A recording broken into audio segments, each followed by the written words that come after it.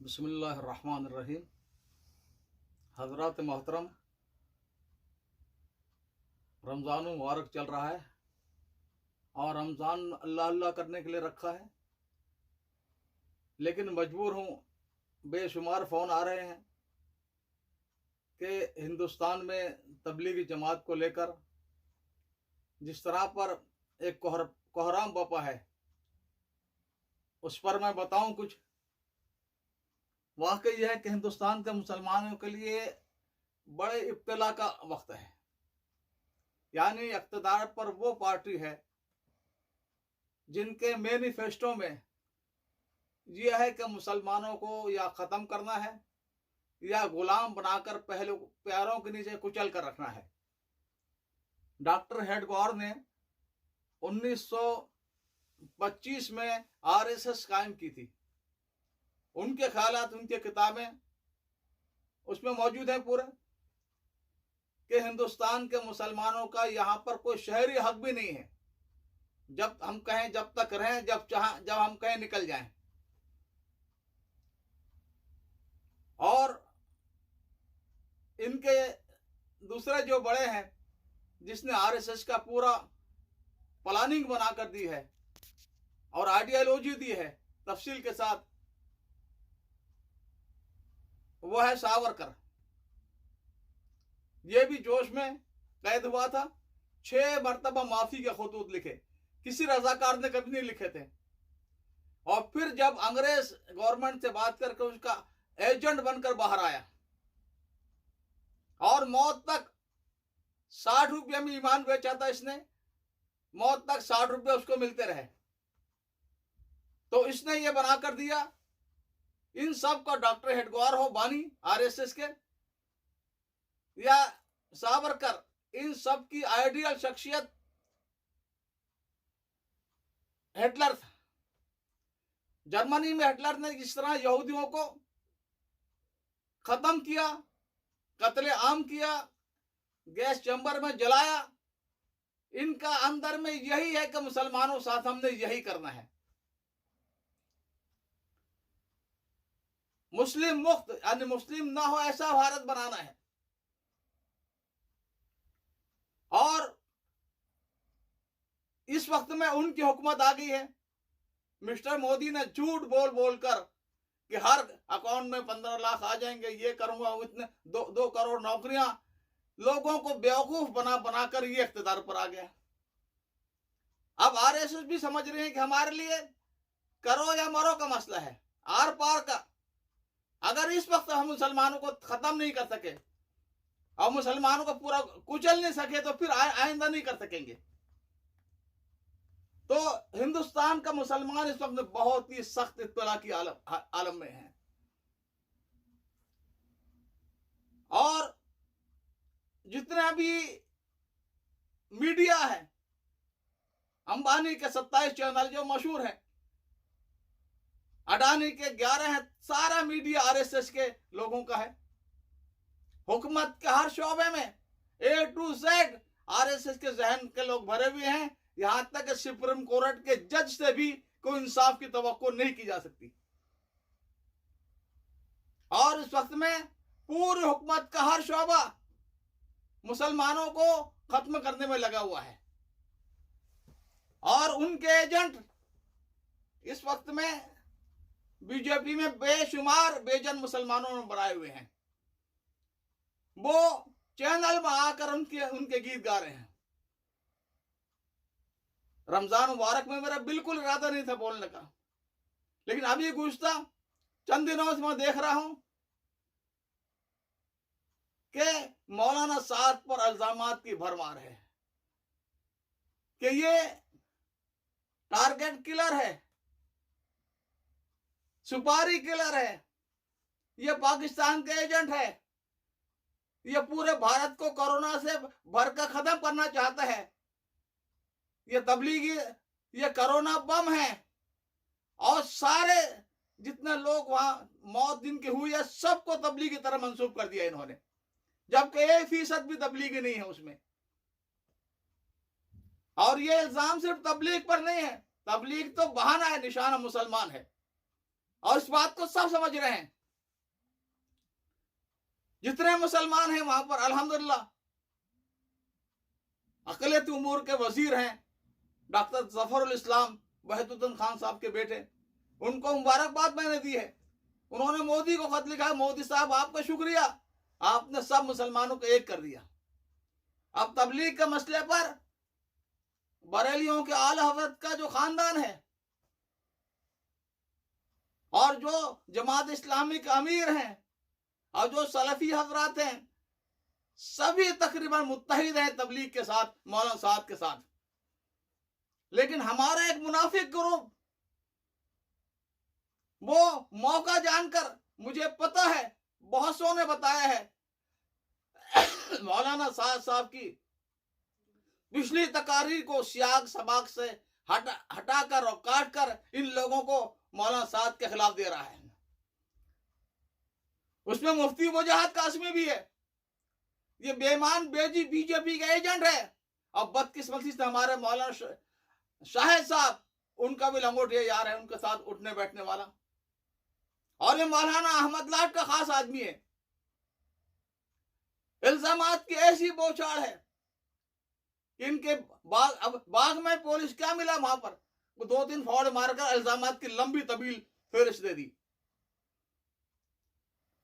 मौलाना साहब के खानदान का बर सगीर के मुसलमानों पर तकरीबन 2,500 साल से 200-250 साल से एहसान है। 200 साल से 250 साल से। देवबंद भी 50 साल के बाद ताला लग गया था। मौलाना इलियास रहमतुल्लाह अलैह के वालिद की बरकत से दोबारा वह खुला तफसील मैं पहले बयान कर चुका हूं। तो ये खानदान इसलिए कि इनके काम की वजह से हिंदुस्तान के मुसलमानों में दीन का जज्बा आया है।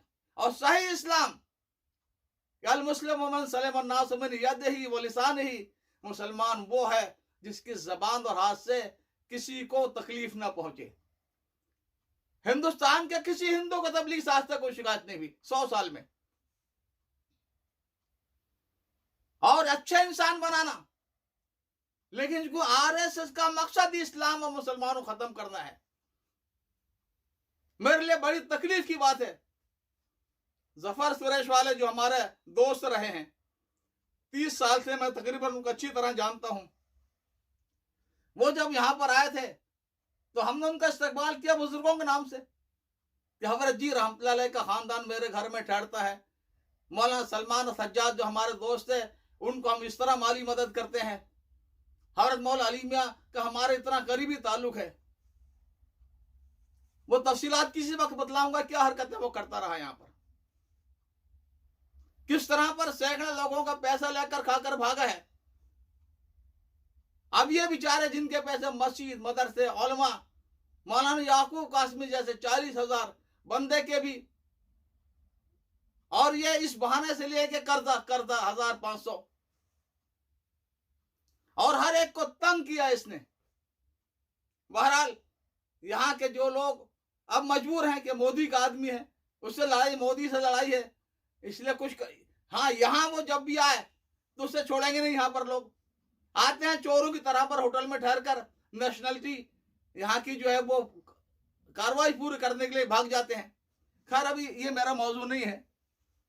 तो मैं देख रहा हूं ये चैनल पर 2 ग्रुप होते हैं, एक मौलाना साद और तबलीग और इस्लाम और मुसलमानों की हिमायत वाला ग्रुप, और एक आरएसएस का जहन रखने वाला, इस्लाम दुश्मन, मुस्लिम दुश्मन, तबलीग दुश्मन वो ग्रुप।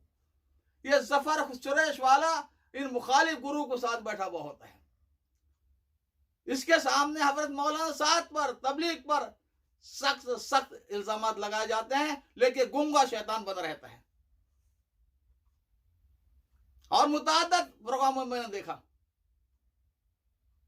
रोबी का लियाकत, जिससे पूरे हिंदुस्तान के मुसलमानों को शिकायत है कि कैसी मुसलमान है ये, कि इस्लाम और मुसलमान और तबलीग को सबसे आगे बढ़ चढ़कर निशाना बनाती है।